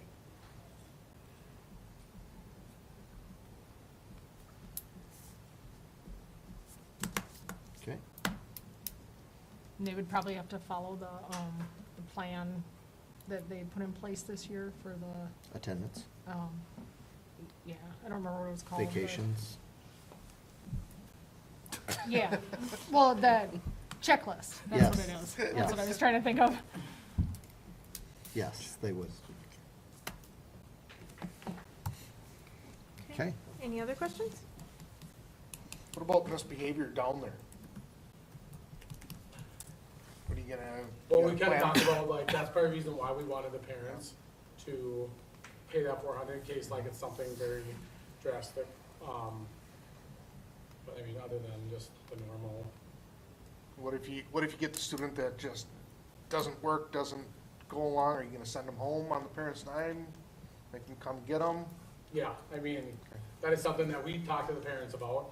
I think, we do a contract as It was well. in the contract last time, Correct. at the beginning, that if they snuck off the complex, found alcohol, smoke, whatever the case was, that they were going home, was on the parents' side. The one thing too about the complex, it's fenced in. So I think it was like curfew was, I think the gate shut at, I think 10 o'clock down there. And so it was all enclosed then, so you couldn't get out even, like, I mean, they closed at 10 because myself and a few of the players went to the gas station across the street quickly, because we had games, we had no food. So we went there, we had to like sprint back to make sure we didn't miss that fence closing. So, And they have security walking around all the time. and a golf cart, on a golf cart too. So that's part of the reason why I chose this place, was that reason it was fenced in. So the kids just, you know, leave or. Sure. And then we set a curfew for the kids. And then, yeah, I mean, they were pretty good, I think, overall. I don't think any of them like snuck out. Sure. I would randomly go visit the rooms sometimes. So. You might want to add something about any physical fights in your contract, because we had that happen a couple of years ago on the history trip, and it wasn't part of our contract, and so, yeah, just heads up in case anything were to happen. So obviously, it's a big deal to play. So obviously, they could affect playing time down there. I mean, you're playing under the lights in basically a major league stadium. Yeah, cool. For you not to be able to play on that field would be a big deal as well. So obviously, they've got multiple levels before you would have to send a kid home that would have pretty substantial impacts on a baseball trip of not actually being able to play in the games. That's why we did that contract, to help just let parents know, like, this is what could happen. Yep. Sure. So, and then we added additional things. I think overall, I mean, the kids did a great job last year of representing JWP, you know, so. Very good. Alrighty, thank you Thank you. guys very much. Thanks, guys. Thank you. Is he letting you know when he's singing? Well, 5 minutes ago, he let me know 9 minutes, so. Okay. For what? It's parents, Thirteen. it's parents' night also. Yeah, I already missed it. I already saw the pictures of my wife and my son, Okay, so it's done. sorry. Oh, it's all right. Now I'm just waiting to see how much time's left before the game starts. Okay. Well, the national anthem's gonna be in 4 minutes. So we move on to the consent agenda. I would make a motion to approve. Motion by Kevin Bourne, do I have a second? I'll second. Second by Laura Size. All those in favor say aye. Aye. All those opposed say nay. Motion carries 6-0. We have the final reading of the two policies, policy 304 and 721. Are there any questions on either of those before we move to the approval?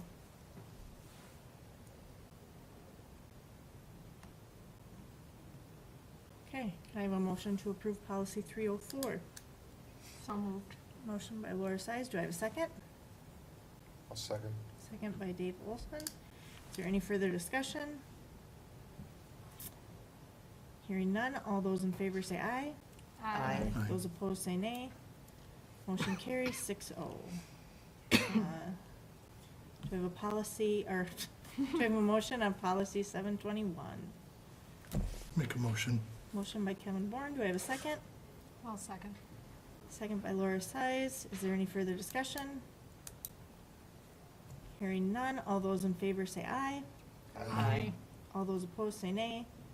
Motion carries 6-0. Do you want to talk about? The MVED service agreement, this is a service agreement we have each year with our deaf and hard of hearing person that comes in to work with our students. She's here 1.2 hours per week, so we pay 3% of a 1.0 FTE. Something we do each year for our deaf and hard of hearing students. It's required, right? Yes, it is required. Yeah. Any questions? Do I have a motion to approve? So moved. Motion by Laura Size. Do I have a second? Second?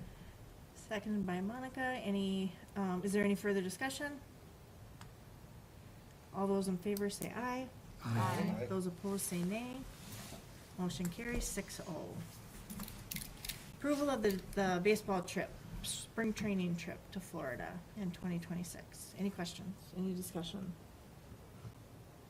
And we're just approving them being out of school, right? Yes. The only cost that we have as a district is we pay for their transportation to the airport and back from the airport. Other than that, we don't pay for anything else for this trip.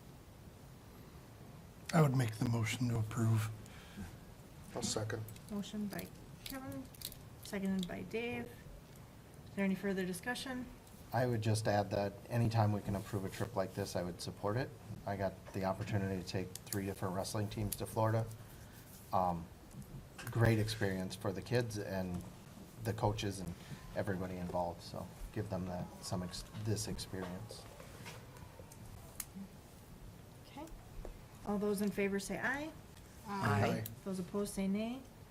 Motion carries 6-0. Approval for the JWP students to participate in the Minnesota Student Survey that Colin brought to us. I guess I would just say I'd like more time to ask some questions, find out why we haven't participated in the past, do more investigation. I didn't do that ahead of time, so I guess if I were asked, I would want more time to review before I'd want to submit a vote of saying yes. Okay. Anybody have anything else? So you want us as a board to I'd put talk it off- about I it would put it more, off a or- month.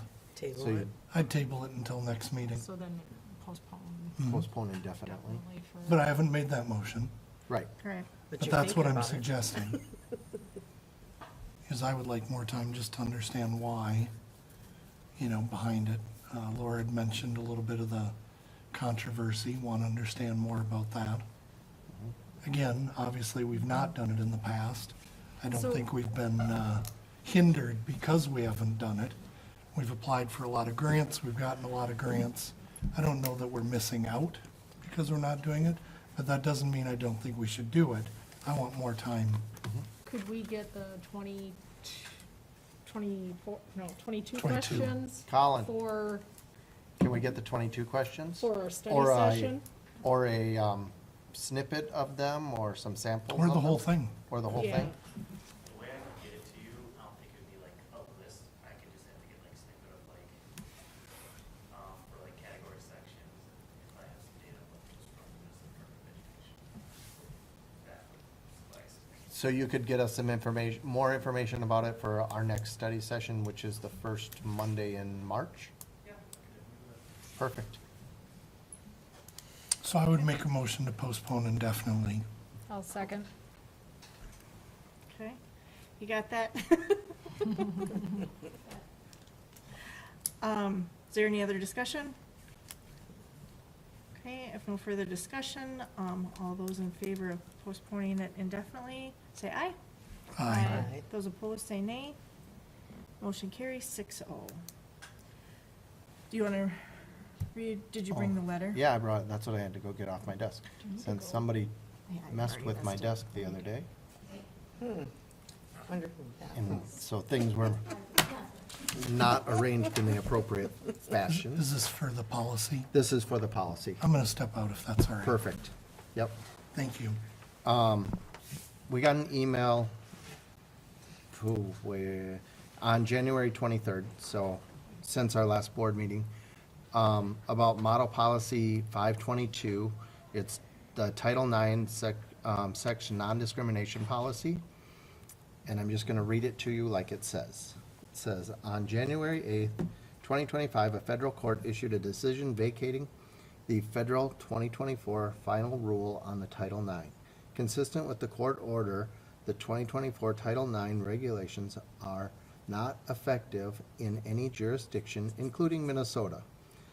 This court decision affects MSBA's Model Policy 522, Title IX Sex Non-Discrimination Policy. In light of this court's decision, MSBA has replaced the 2024 version of the Model Policy 522 with the former version that was based upon the 2020 final ruling on Title IX regulations. MSBA recommends that the school board rescind the 2024 version of the model policy. If they adopted the 2024 version, which we did, school board should then adopt the 2020 version, which MSB issued in August of 2020. Sincerely, Dr. Terry Morrow. The 2020 version or 2022? It's policy 522. It's the 2022 version we should, But I think it goes back to, we adopted the 2020 version. it's the in 2020 final rule, but it's the 2022 Version. Version. Okay, I Yeah. just want to Yes. make sure. Yeah, there was a lot of years Yeah. thrown out in there. Okay. Interesting. Okay. Any questions on that?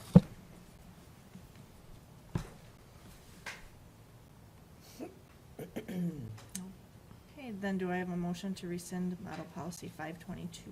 So moved. Motion by Laura Size, do I have a second? I'll second. Second by Katie Cahill. Is there any further discussion? If none, all those in favor say aye. Aye. Those opposed say nay. Motion carries 5-0. We're dwindling. Our upcoming meetings, March 3rd is a study session, March 17th, a regular meeting, April 7th, a study session, and then April 21st, a regular meeting, May 5th, a study session, and May 19th, a regular meeting. So we will adjourn at 7:24. No, I had already missed it, so. Sorry. No, I already told Mike I wasn't going. Is it on the video? He I'm was gonna sure. record it for me. Sure it was. He missed the bowling.